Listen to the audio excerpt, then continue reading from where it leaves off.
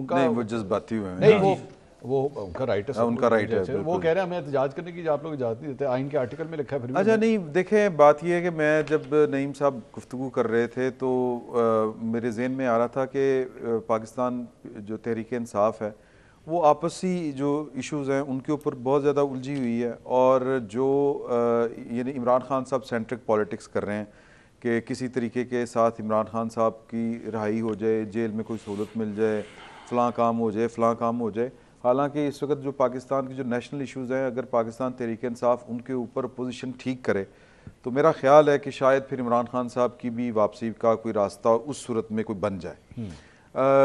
جس طرح نعیم صاحب نے پہلے سیشن میں جو گفتگو کی اور انہوں نے عمران خان صاحب کے حوالے سے کہا کہ اتنا لمبا بارڈر ہے, ہم لڑ نہیں سکتے, بات چیت کرنی چاہیے, ہم نے معاہدے کیے ہیں ان کے ساتھ,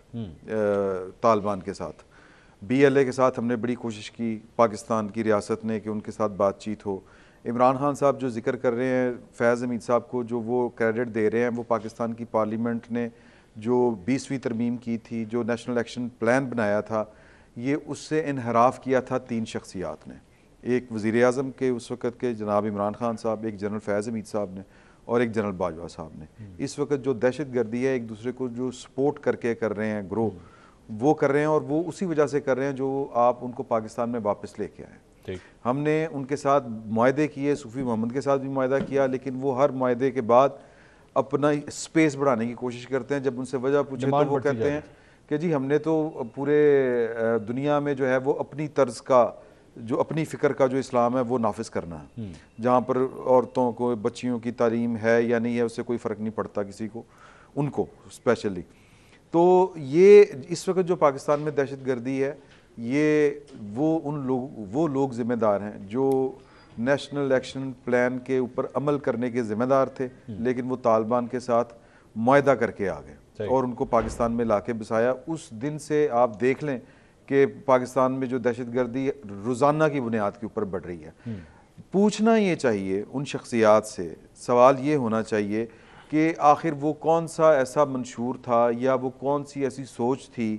کہ جو آپ کو پاکستان کی یا جو قوم کی ایک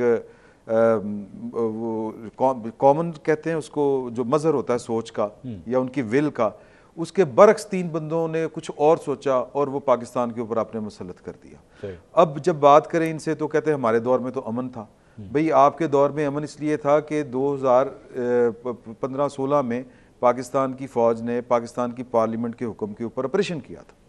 دہشت گردوں کے خلاف. آپ نے ان دہشت گردوں کو واپس لا کے بسا دیا اور وہی آپ کی اس وقت سپورٹ کر رہے ہیں بیٹھے کے پی میں. اور جب ان کے خلاف کوئی ایکشن کی بات ہوتی ہے, ایون افغانستان میں ہم اگر جواب دیتے ہیں پاکستان میں ہونے والی دہشت گردی کا, تو وہ کہا جاتا ہے کہ جی قصور تو آپ لوگوں کا ہے, آپ جا کے ان سے بات کریں, آپ کو یہ کرنا چاہیے, آپ کو وہ کرنا چاہیے, سب کچھ ہمیں کرنا چاہیے, ان کی ذمہ داری کوئی نہیں ہے. تو یہ وہ ایشوز ہیں, میرا خیال ہے کہ جو ریئل ایشوز ہیں جو اس وقت پاکستان کو جن کا سامنا ہے, ان پر بات میرا خیال ہے کہ زیادہ ضروری ہے. رانا صاحب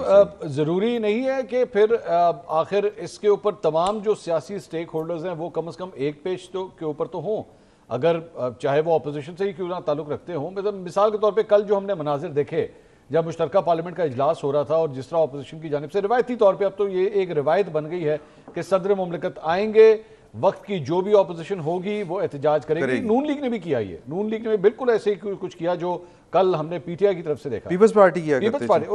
ہر مطلب یہ ایک روایت بن گئی ہے, ہمارے یہاں پہ ایک روایت بن گئی ہے. کیوں اس سے آگے نہیں جایا جا سکتا؟ آج مثال کے طور پہ آج یہ جو کچھ بھی بلوچستان کے حوالے سے بھی ہم ڈسکس کر رہے تھے, تمام سیاسی جماعتوں کے جو مختلف رہنما ہیں ان کو اکٹھا کیا جائے, گورنمنٹ کی جانب سے آن بورڈ لیا جائے کہ جی this is how we are going to handle this issue. دیکھیں جتنا بھی کنسنسس ڈیولپ کریں وہ اس کی ضرورت ہے, اس سے تو میں بالکل ایگری کروں گا.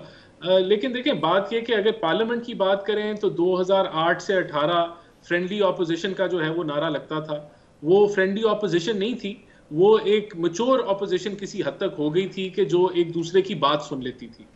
لیکن جب پی ٹی آئی اس وہ ڈائنامک کے اندر انسٹال کی گئی تو پھر پولرائزیشن اور جو حالات آپ کہہ رہے ہیں وہ بالکل ڈیولپ ہوا اور وہ آج تک کنٹینیو کر رہے ہیں. جہاں تک دیکھیں دہشت گردی کے حوالے سے بات ہے, جو ایپکس کمیٹی ہے جس میں چاروں جو وزراء اعلیٰ تھے, اسی کے اندر بات ہوئی تھی عزم استحکام کی. لیکن اس کا بھی ایک جو ہے وہ سیاسی نعرہ اس پہ لگایا گیا, اس کا تمسخر اڑایا گیا, اس کے اوپر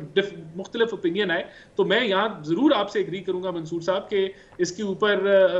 ہو سکتا ہے آگے جاتے ہوئے حکومت کوئی اے پی سی بنا لے یا پارلیمنٹ کے اندر اس کے اوپر ڈیبیٹ ہو. لیکن یہاں ہمیں یہ بھی ریلائز کرنا چاہیے ہے کہ جن فورمز پہ یہ بات اٹھائی گئی یونٹی کی, کنسنسس کی, وہاں پھر اس کو سیریسلی نہیں لیا گیا اور اس پہ سیاسی پوائنٹ سکورنگ کی گئی. جو عزم استحکام کے ساتھ ہوا وہ بڑا افسوسناک ہے. اور ابھی بھی آپ دیکھتے ہیں ٹاک شوز کے اندر کہ جب اس طرح کی بات چیت کی جاتی ہے تو پھر وہ اپنی ذاتیات کے اوپر اس کو لایا جاتا ہے کہ جی ان کا فوکس ہی نہیں ہے, جب ہماری طرف ہوگا. دیکھیں آپ کے معاملات اور ہیں, یہ معاملات اور ہیں, اور پورے فوکس کے ساتھ افواج پاکستان اور لا انفورسمنٹ ایجنسیز اس کا مقابلہ کر رہے ہیں, بلکہ روز اپنا لہو دیتے ہیں, شہادتیں دیتے ہیں, اور پھر بھی جو ہے وہ وی آر موونگ فارورڈ کہ ان چیزوں کی ہم ریزولوشن پہ جائیں. تو بالکل اس کے لیے کنسنسس بلڈنگ ہونی چاہیے اور حکومت میرے خیال سے آنے والے دنوں میں ضرور اس طرف بڑھے گی.